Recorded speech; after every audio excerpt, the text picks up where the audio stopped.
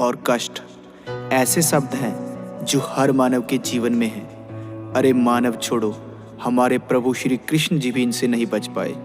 सारी गाथा सुनाने के लिए मेरा ये जीवन भी कम पड़ जाएगा और आपका सुनने के लिए।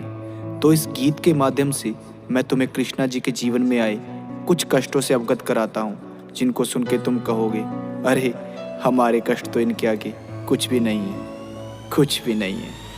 घर कष्ट तुम्हें बतलाने बैठा, सुनते सुनते रो दोगे। और सच्चे हिंदू हो तो सुन लो, अपना यापा खो दोगे। मैं एक एक इतिहास का पन्ना खोज के सामने रख दूंगा। पहले तुम मेरी बातें सुनो, फिर तुम्हें भी कहने का हक दूंगा। अरे कृष्णा जी के दुख तो उनके जन्म से पहले शुरू हुए। वो पृथ्वी पर कष्टों से गिर के गीता ज्ञान के गुरु हुए। तुम तुच्छ मानव हो, कष्ट तुम्हारे उनके आगे फीके हैं। भाई गौर से सुनना, एक एक मैंने शब्द सोच के लिखे। माँ देव की और श्री वासुदेव को काल कोठरी में डाल दिया। तुम सोच सको ना कंस ने जेल में कैसा उनका हाल किया। अरे जन्म से पहले कंस ने उनके 6 भाई मार दिए। उनकी माता को कैद रखा और पिता के अस्त्र उतार दिए। अरे जन्म भी जिसका जेल में हो वो कितना भाग्यशाली है। उस नन्हे से बालक के ऊपर विपदा आने वाली है। कृष्णा के रक्त के प्यासे उनके मामा कंस उड़ीक में है। उस मूर्ख को अब कौन बताए, अंत तेरा नजदीक में है। जब कान्हा जी का जन्म हुआ तो वक्त ही सारा थम गया। वहाँ एक एक जो सैनिक था वो बर्फ की भांति जम गया। वसुदेव के बंधन टूट गए,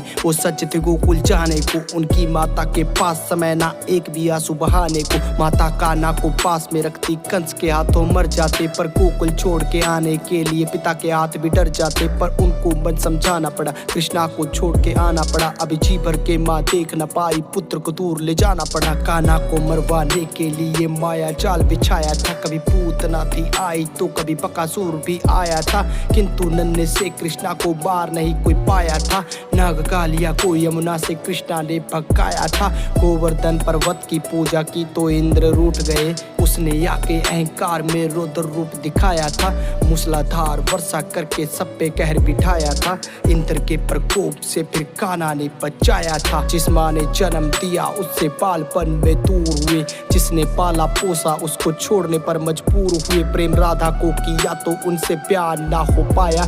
प्रभु के मन में जो था कोई भी समझ न पाया। 14 साल कैद में थे, माता पिता को छुड़ाया। और रोते रोते उनको अपने गले से लगाया। सुदामा मिलने उनको आया, द्वारपालों ने भगाया। उसने खुद को श्री कृष्णा जी का मित्र बताया। सब हंसने लगे उन पे और मजाक भी उड़ाया। कान्हा दौड़े आए, उनको अपने गले से लगाया। और परम मित्र होने का प्रमाण भी दिखाया। उनके चरणों को खुद धोया, उनके पैरों को दबाया। अपने हाथों से सुदामा जी को भोजन भी कराया। उनकी टूटी फूटी झोपड़ी को महल बनाया। उनकी टूटी फूटी झोपड़ी को महल बनाया। हाथों से सुदामा जी को भोजन भी कराया। 16,000 कन्या कैद में थी, उनको था छुड़ाया। नरकासुर को भी मारा, सबको उनके घर पहुंचाया। इतने साल किसके साथ में थी, सबने प्रश्न उठाया। और किसी भी कन्या को ना था किसी ने अपनाया। तब दुखी होके लौटी कन्या कृष्णा जी के पास। बोली, प्रभु हमको जिंदा रख लो, तुम हो अंतिम आस। सबके मान को बचाने खातिर उनसे प्यार रचाया। और द्वारका में लाए अधिकार भी दिलाया। द्रौपदी की लाज रखी, उसके मान को बचाया। भरी सभा में हो रहे वस्त्र हरण से बचाया। फिर स्त्री मर्यादा खातिर धर्म युद्ध रचाया। अर्जुन हुए जो भयभीत, उसको गीता ज्ञान सुनाया। तब जाके उसको अपना यथा रूप भी दिखाया। उसके हाथों सब पापियों का नाश भी करवाया। देके श्राप अश्वत्थामा को फिर अमर भी बनाया। अपना नाम देके बर्बरीक को खाटू श्याम बनाया। बीचों बीच समंदर में एक नगरी बसाई।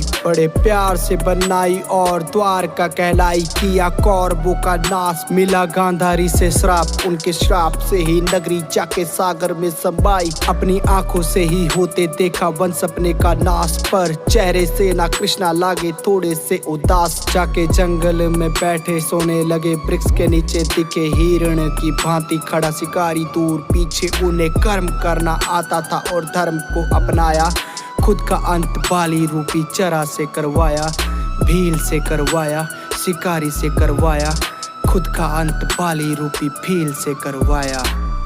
बाली को त्रेता युग में श्री राम ने छुप कर तीर मारा था, तो द्वापर युग में उसी बाली का जन्म एक शिकारी के रूप में हुआ। जो कर्म किए हैं उनका फल भुगतना पड़ता है।